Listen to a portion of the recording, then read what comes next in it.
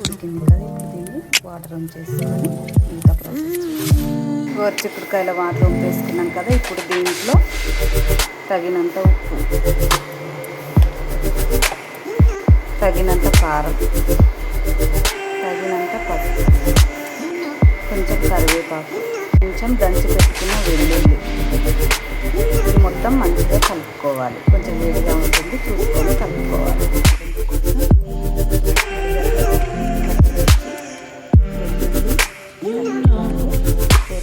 Ready చేసి పెట్టుకుందాం. ఇప్పుడు గోరుచిక్కుడు తాలింపు కోసం గిన్నె పెట్టుకొని కొంచెం నూనె తీసుకొని ఇప్పుడు తాలింపు కోసం ఇప్పుడు వెల్లుల్లి, ఉల్లిగడ్డ, పచ్చిమిర్చి, కరివేపాకు ఇలా వేసుకున్న తర్వాత కొంచెం గోల్డెన్ బ్రౌన్ వచ్చే వరకు వేయించుకుందాం. ఇది వేగింది కదా, ఇప్పుడు దీంట్లో గోరుచిక్కుడుకాయ వేసుకుందాం.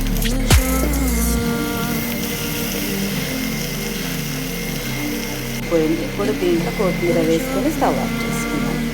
మనకు వేడి వేడి గోరుచిక్కుడుకాయ కర్రీ రెడీ అయిపోయింది.